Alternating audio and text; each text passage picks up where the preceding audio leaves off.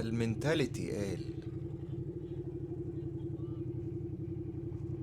مو قال منتاليتي والدنيا قامت عليه.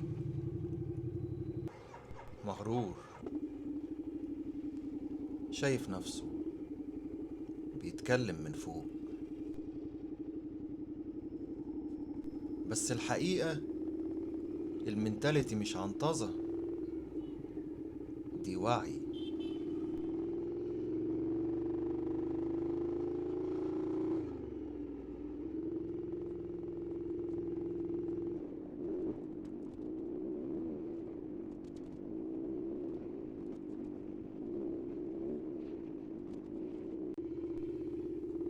وعي اللحظة اللي بتقف فيها الحياة ثانية وتسألك سؤال بسيط: هتنهار ولا هتقوم وتكمل؟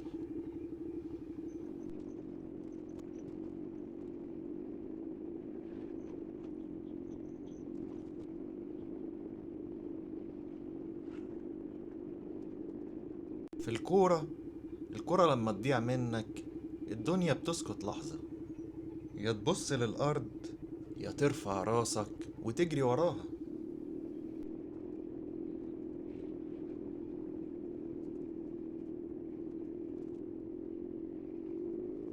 وفي التنس لما تخسر نقطة مصيرية ممكن تغرق في الغلط، وممكن تهدى وتلعب النقطة اللي جاية كأنك أول مرة تمسك المضرب.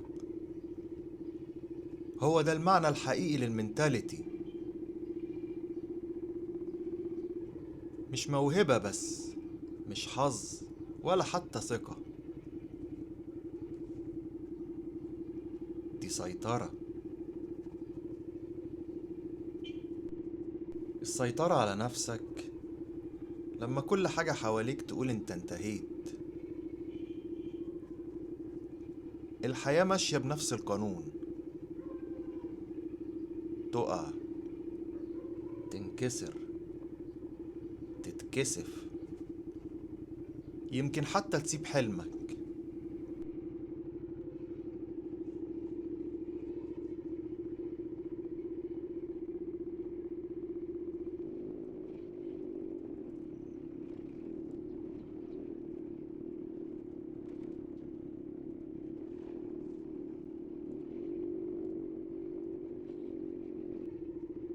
وساعتها صوت صغير جواك يقولك: شايف؟ كنت فاكر نفسك ايه؟ بس ده مجرد صوت، مش الحقيقة.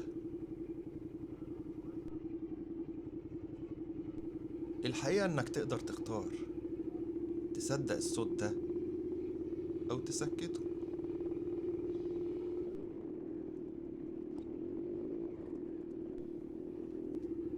كل الناس اللي غيرت حياتها من صلاح لغيره ما بدأوش من الظروف،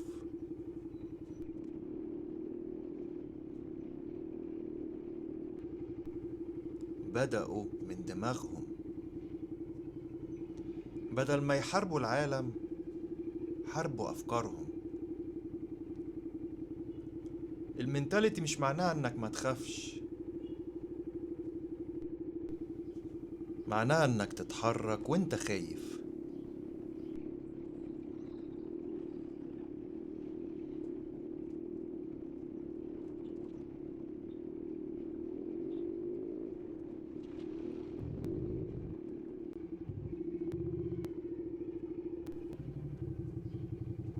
تكمل وانت بتتوجع، تبني وانت سامع الضحك حواليك. ولما تقع ما تسألش ليه أنا، اسأل سؤال أهم: هقوم ازاي المرة دي؟ وده اللي صلاح كان بيقوله: العظمة مش في القدم اللي بتسجل، العظمة في العقل اللي مصمم ما يستسلمش. صلاح ما تكلمش بغرور، هو بس قال الحقيقة.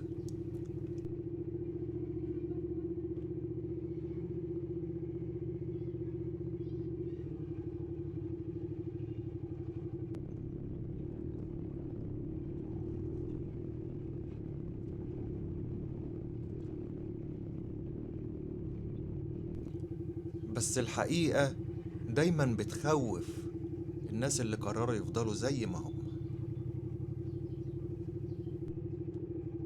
المنتاليتي مش ميزته، دي رسالته. والسؤال الحقيقي، هنسمع ولا هنفضل ندافع عن حدودنا عشان نريح دماغنا؟